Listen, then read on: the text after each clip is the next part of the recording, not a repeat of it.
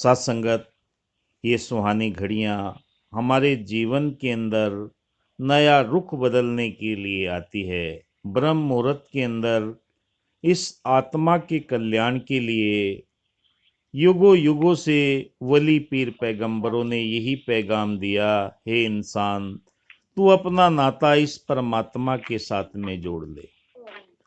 जब आत्मा का नाता परमात्मा के साथ में जुड़ जाएगा, तेरे जीवन के सारे भ्रम भुलेखे मिट जाएंगे।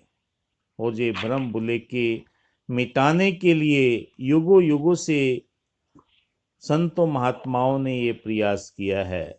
जब ये नाता जुड़ जाता है मन के अंदर, इस निराकार पार ब्रह्म परमात्मा जो शांत है, आनंदमय है, निरंतर इस तरह की ही भावना इसमें पनपने लगती है। बैर, नफरत, ईर्षा, द्वेष, निंदा की भावनाएं मिटती चली जाती है। कहा कि भई प्राप्त मानुक देवरिया, गोविंद मिलन किए तेरी बरिया, अवर काज तेरे किथे न कान, भज साध संगत मिल गोविंद नाम। संतों महात्माओं के बीच में बैठकर इसका तो ध्यान कर ले, इसका तो सिमरन कर ले, इसके साथ में तू नाता जोड़ ले। अगर तेरे साथ नाता जुड़ गया तो इस संसार में आने का तेरा इंसानियत का रुतबा बुलंद हो जाएगा। वरना संसार के अंदर भटकने के कारण बैर, द्वेष, निंदा, नफरत, इन संकीर्णताओं के अंदर ही फंसा रहेगा, क्योंकि आत्मा का मूल परमात्मा है। हे इंसान, मनुष्य का अंतिम और प्रथम लक्ष्य परमात्मा का बोध करना है और संसार में आने का प्रयोजन यही है। 84 लाख योनियां पार करने के बाद में जो श्रेष्ठ योनि मिली है, इस काम के लिए आए थे। अगर ये काम आपने मुका लिया, आपने ये काम सतगुरु की कृपा से कर लिया, तो तेरा ये लोक सुखी पर लोक सुहेला हो जाएगा। क्योंकि इसके लिए तुझे संत जनों के साथ में मिल बैठकर ही ये कार्य करना पड़ेगा। वरना कितना भी तू प्रयास कर ले, बिन सतगुरु के तुझे ज्ञान हो ही नहीं सकता। संत महात्माओं के बीच में बैठकर ये विवेक जागृत होता है। बिन सत्संग विवेक न होए, बिना सत्संग के विवेक जागृत होता ही नहीं। अपनी अकल से कहा कि पढ़ लो चाहे इतिहास पुराने, पिछले वलियों पीरों के पलट दिए हैं सतगुरु ने लेख उनकी तकदीरों के। अब तक तो हुए जितने, स्वयं किसी ने पाया नहीं, राम कृष्ण गुरु नानक को श्वेत नजर ये आया नहीं। युगों युगों से ज्ञान की डोरी रही गुरु के हाथों में, कह अवतारी अंधी दुनिया समय बिताए बातों में। हर युग के अंदर चाहे भगवान श्री राम हुए, उन्हें भी गुरु के आश्रम में जाना पड़ा।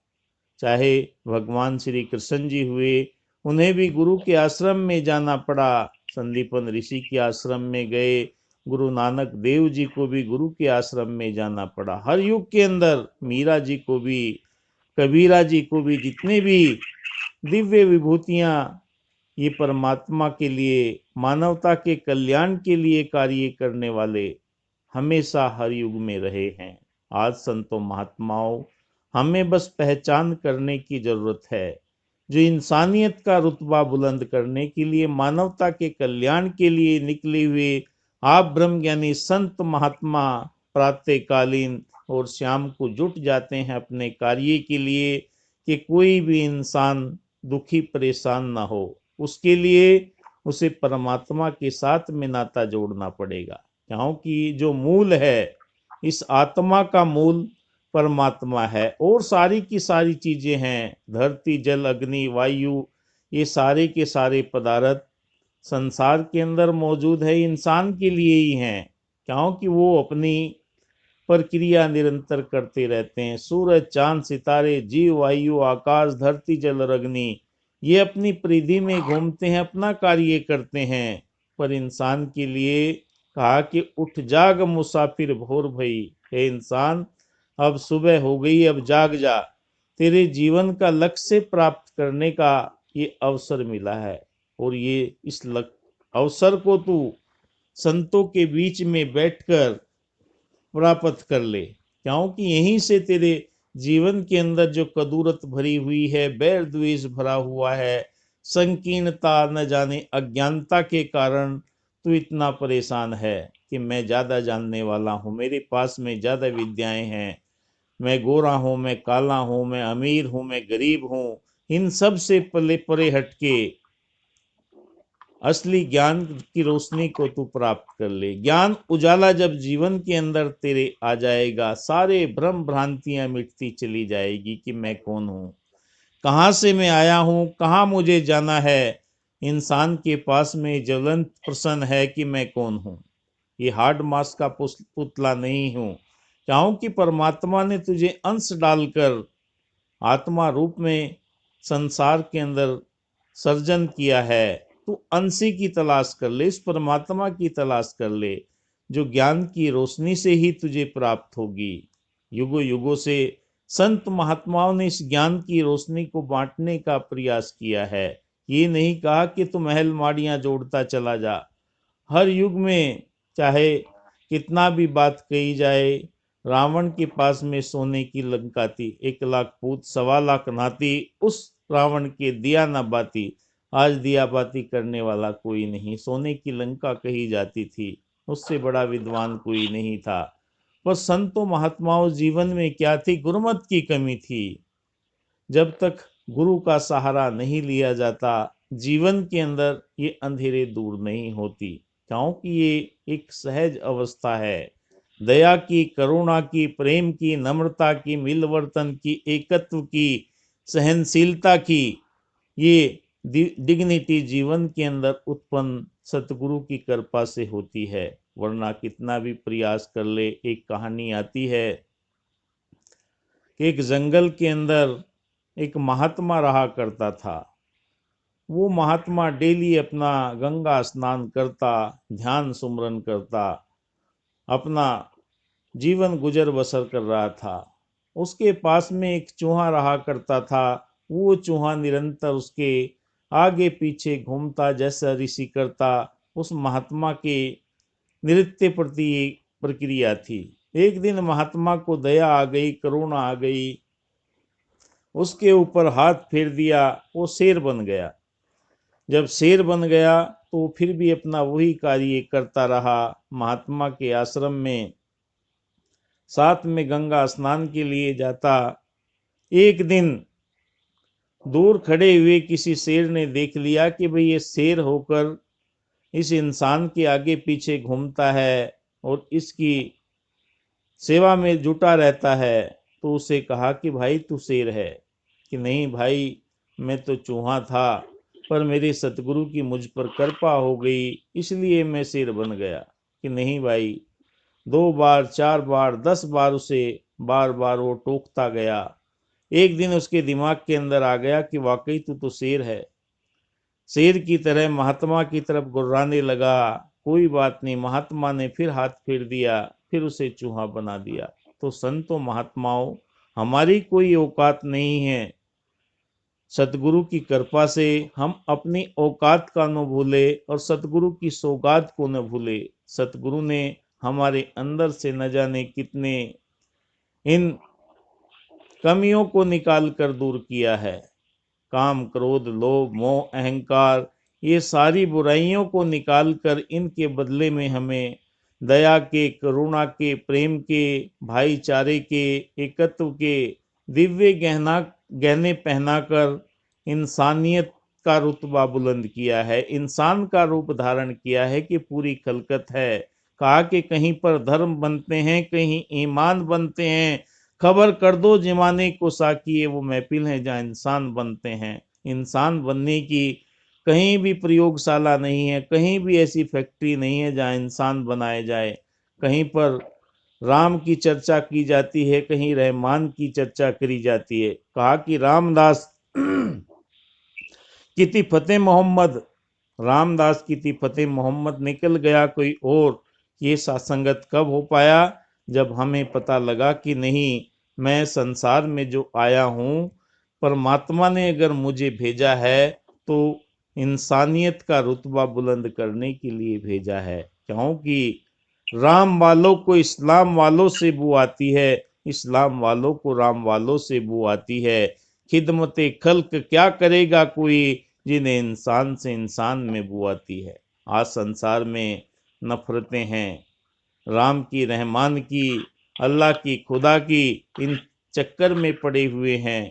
पर जब तक अपने मूल को नहीं पहचान सकता तब तक ये नफरतें नहीं मिटती। आज सतगुरु यही कार्य कर रहा है कि भाई सबके साथ में तू प्रेम से रह, सबके साथ में दया के साथ में रह, सबके साथ में प्रेम कर। कोई गोरा नहीं, कोई काला नहीं, कोई अमीर नहीं, कोई गरीब नहीं है, सारे इस परमात्मा की संतान है। पहला सबक है किताब हिदा का कि मखलूक सारी एक कुनबा खुदा का, सारी खलकत के अंदर ये सारा का सारा परमात्मा ने अपना पसारा पसारा हुआ है। इसमें ये तो हमने अपने मर्जी के भगवान, मर्जी के दिनवान, मर्जी के पकवान बनाकर हम अलग अलग मजहबों मिल्लतों की दीवारें खड़ी कर रहे हैं। ये मजहबों मिल्लतों की दीवारें दूर करके मुकम्मल इंसान बन जा। मुकम्मल इंसान बनने के लिए तेरे पास में कुछ ज़्यादा करने की ज़रूरत नहीं है, तो अपने सतगुरु की बात को स्वीकार कर ले। सतगुरु हमें इस निराकार के साथ में जोड़कर, क्योंकि निराकार का स्वभाव शांत चित है, ये शांत रहता है। और हर चीज का अगर स्वभाव देखें, अगर चीनी को देखते हैं, चीनी का स्वभाव मिठास है। मिर्ची को देखते हैं, उसका स्वाद चरपरा है। नमक को देखते हैं, उसका स्वाद खारा है। ठीक ऐसे ही इस निराकार का जो स्वभाव है वो शांत चित है, आनंद देने वाला है। हे इंसान, तू अपने इस मूल की पहचान कर ले, इसके स्वरूप को तू जान ले। जब इसके स्वरूप को तू जान लेगा तो जीवन के अंदर कोई कमी रह ही नहीं सकती। कहा है कि मुकद्दर में कमी निकली, उठाया जनाजा तो कफन में कमी निकली, उठाई लकड़ी तो लकड़ी घुनी निकली, खोदी कब्र तो जमी पत्थर की निकली, पहुंचे खुदा के पास तो इबादत की कमी निकली। महात्मा जिक्र कर रहे थे कि सिमरन करते करते वो चावल को पीसकर धान का आटा बन गया। तो संतों महात्माओं सिमरन करके जब आप किसी भी चीज को शुरू करते हैं, बहनें अगर भोजन बनाती हैं सिमरन करके तो उसमें स्वाद आने लगता है। अगर कोई भी कार्य किया जाता है सिमरन करके, उस कार्य के अंदर बहुत अच्छी एक प्रेम की भाव जगने लगती है। क्योंकि सिमरन वो स्थिति है जो आपके जीवन को अमृतत्व की ओर लेकर जाती है। कहा कि सिमरन की सुधि यूं करो, जो गागर पनियार, हाले डोले सूरत में, कहत कबीर विचार। सिमरन आपका ऐसा हो, क्योंकि सिमरन से आप अपने शरीर को जगा सकते हैं। जब आपका शरीर जाग जाएगा, क्योंकि और कोई तरीका नहीं है, गुरु का शब्द ही हमारे शरीर को जगाता है। जब शरीर जाग जाता है उसमें ऊर्जा उत्पन्न होती है, वायवी एनर्जी उत्पन्न होती है, और वायवी एनर्जी फिर कॉस्मिक एनर्जी के रूप में बदलती है। जैसे पानी टरबाइन के ऊपर गिरता है तो बिजली उत्पन्न होती है, ऐसे ही शरीर के अंदर जब कॉस्मिक एनर्जी उत्पन्न होती है वो निराकार के साथ में इस आत्मा का नाता जोड़ती है। हमारी इतनी ताकत नहीं है, किसी भी मानव की इतनी ताकत नहीं है कि जो अपनी ऊर्जा से इस निरंकार के साथ में नाता जोड़ ले। सतगुरु ऊर्जा देता है। आप सिर्फ गाड़ी को तैयार कर सकते हैं, इंजन को तैयार कर सकते हैं, पेट्रोल उसमें सतगुरु ही डालता है। जो सतगुरु पेट्रोल डालता है वो कॉस्मिक एनर्जी उत्पन्न होती है और वो निराकार के साथ में नाता जोड़ता है। क्योंकि आत्मा जहां से आई हुई है, जात जीते जी अपने मूल की पहचान करके उसमें जुड़ने की स्थिति वो सीख जाता है। इसे आवागमन का चक्र समाप्त हो जाता है। वो मरने से नहीं डरता, क्योंकि उसने समय रहते हुए अपने जीवन को इस निराकार परब्रह्म परमात्मा के साथ में जोड़ लिया। जब आत्मा का नाता जीते जी परमात्मा के साथ में हो जाता है तो उसे भय नहीं रहता। आज संसार से रुखसत हो या कल संसार से रुखसत हो, उसने अपने घर की पहचान कर ली, और जिसने अपने घर की पहचान नहीं की वो आवागमन के चक्र में 84 लाख योनियों में भटकता रहता है। सतगुरु निरंतर हमें आवागमन से कहा कि मुक्त जीवन हो गया, चारों पदार्थ पा गया, लूटे मजे प्रहलाद ने इस नाम के प्रताप से, नरसिंह हो दर्शन दिया, त्रिलोक में यश छा गया, सब रीति कौम की भीलनी, प्रेम से सुमरन किया, परमात्मा घर आ गया। जीवन के अंदर जब परमात्मा का पदार्पण हो जाता है, आपका विचार बदल जाता है। कहा कि मिला है जिसको सतगुरु पूरा, उसकी वाणी बदल गई, चरण धूलि जी ने मस्तक धारी, रेख पुरानी बदल गई। पुरानी रेखाओं को सतगुरु बदल देता है।